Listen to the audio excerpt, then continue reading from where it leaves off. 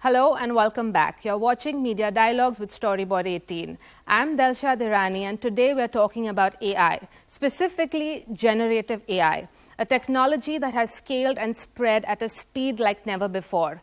So if you are a brand or business custodian, how do you leverage it without getting bulldozed by AI? Let's find out. Mukesh, your quick take on, as a marketer, what are some of the risks you need to be aware of?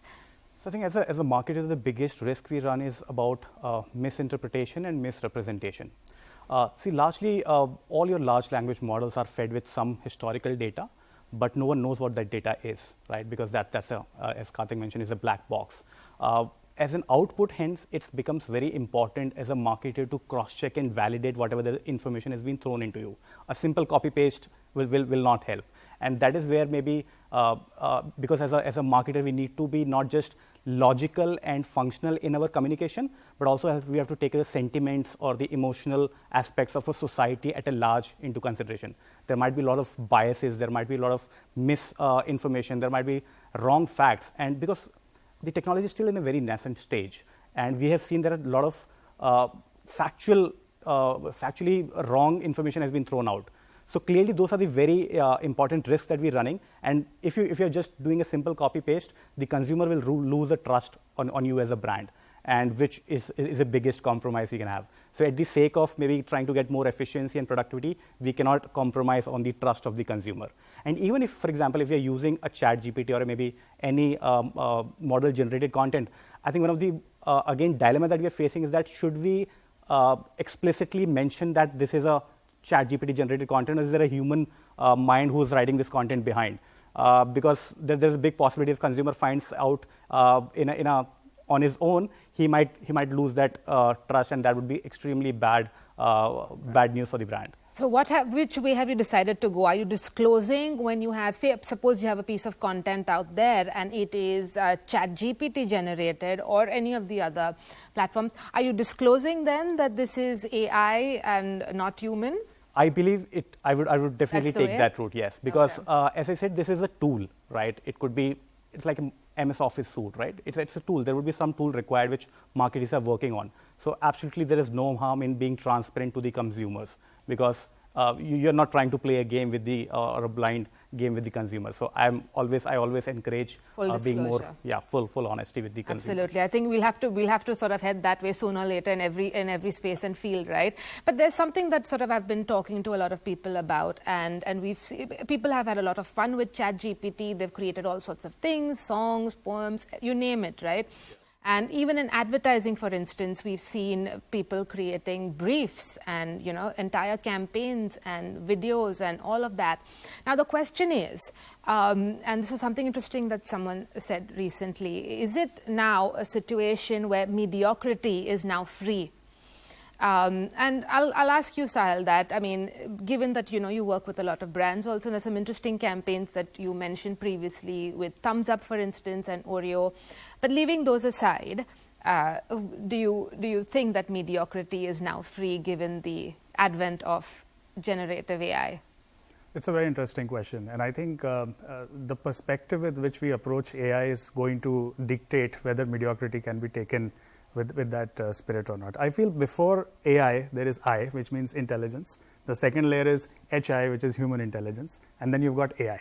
So we really have to figure out if AI is in the driver's seat or is the human still controlling it? And AI is facilitating that interaction. So the way I look at it, a lot of repetitive tasks can be automated. A lot of the workload that teams have across the board can be automated. So in a way, you're saving time and you're improving efficiency, but that human aspect should not go out of the picture. And as long as you have moderation and you have the right checks and balances in place, it's not like ChatGPT is giving that answer. Ultimately, you're the brand. So that brand consistency has to be maintained, which means that one of the risks that ChatGPT today has is going to look at a certain historical data in the large model. There will be biases, and it might give answers which are not definitely accurate, or it doesn't subscribe to a larger set of your user base.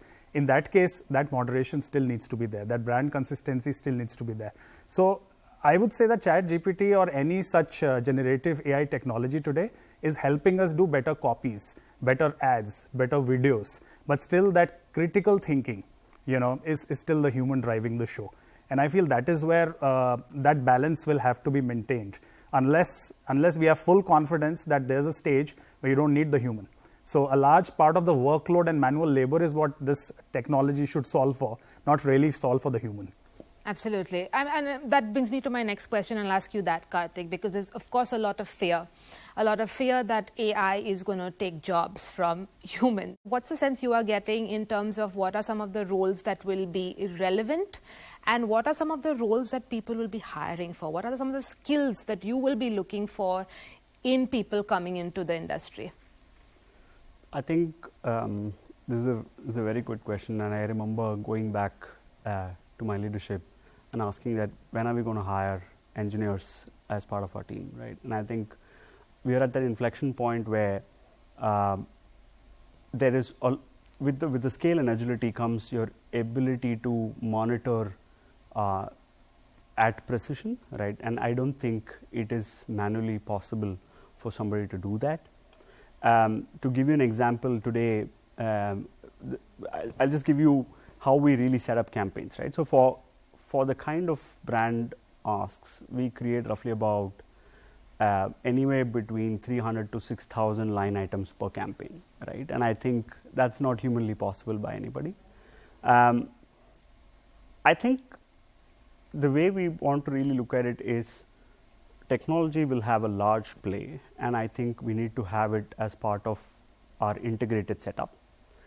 Creativity is not going to go away because you're always the spark really comes in from people, and that's the way we're going to drive, and that's what will be appreciated across by brands.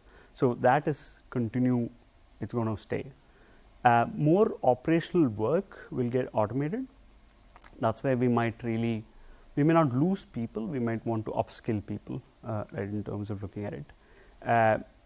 But at large, I think the mix of the madmen versus the mathmen, right? I think we will be leaning more towards the mathmen, because who can come in and look at these data sets at scale, look at the operation at scale, and see how to make it more efficient, right? I think the mix is going to be more towards the mathmen. Still.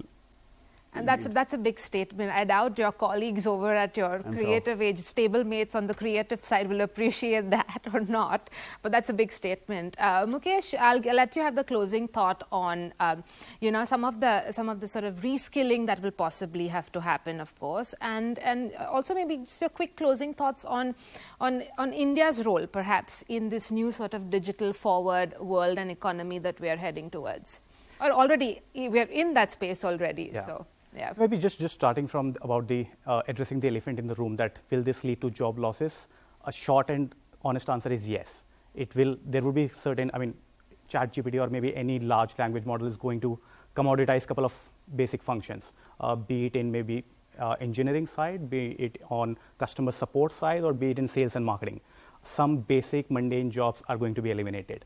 But however, every technology with itself brings an entire ecosystem on which additional layers are built and more new roles are created. And that is something we will have to address to that. Today, I think we are living in a world where every company is a software company. I work for an FMCG company, but I still consider myself a software company because all my day-to-day functions are actually run by a software. So clearly the requirement of software engineers, or maybe people like who understand AI as a technology, maybe prompt engineers, or maybe I'm not sure, there could be multiple such roles which would be created tomorrow who could use this technology to the fullest. So those kind of roles would be created. And India, I think I'm a big believer of Indian human resource that way, and considering our average age and immense software English speaking potential that we have in a country is going to maybe meet the software engineer requirement of the globe, not just India. And that's, I think, is the moat that India is going to create for the world with this technology. Well, thank you so much, gentlemen. It was lovely chatting with you. There's, of course, a lot to learn, a lot to grapple with the advent of AI, but this was illuminating chat. Thank you so much. Thank you. Thanks.